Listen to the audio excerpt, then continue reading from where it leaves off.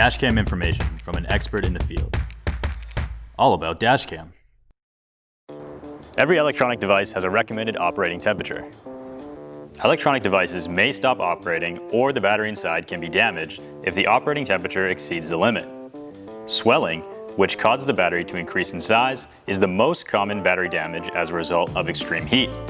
In some rare cases, batteries can even explode. When it comes to a dashcam, the operating temperature is important as the interior of a vehicle can get quite hot on a warm day. According to the American Veterinary Medical Foundation, the outside temperatures in the 90s, inside a car can rise as much as 20 degrees in just 10 minutes. To reduce the interior vehicle temperatures, people often use window tint. However, the usage of the window tint is limited or even banned in certain regions. Window tinting laws vary state to state.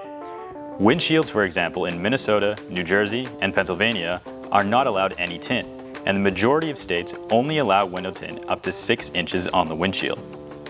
And in Australia, there is no regulation on windshield tint, but there is limitation on the percentage of tint on the driver's side, passenger side, and rear window.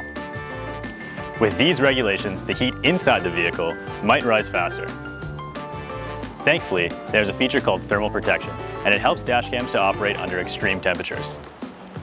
Dashcams with a thermal protection feature is specifically designed for heat discharge construction. The built-in thermal sensor in dashcams protects the device and its data against intense heat by automatically turning off to prevent overheating. In other words, the dashcam will turn off once the temperature rises higher than its operating temperature, which is very useful in parking mode. Other than the thermal protection feature, there's one more thing that you should look into before purchasing a dashcam. There are 2 different ways a dashcam is powered. A dashcam is either powered by a battery or a capacitor. Capacitors tend to be more reliable under the heat, so you are able to use the dashcam in extreme temperatures. Go for a dashcam with a capacitor. Lastly, here are some tips to help with your dashcam overheating. First, try to lower the resolution or frame rate so the dashcam will generate less heat when you drive during strong sunlight or before you leave the vehicle on a warm day. Second, let the dashcam cool down if the dashcam turns off due to the thermal protection mode. And lastly, check the SD card and verify that it is not damaged after the dashcam shuts off. Since every SD card is consumable and the heat can shorten the SD card's lifetime, it's better to check it just in case it doesn't work and fail to save footage. Are dashcams that are able to withstand high temperatures worth spending the money on? As always, the decision is yours.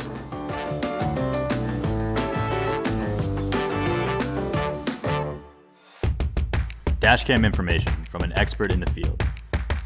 All about DashCam.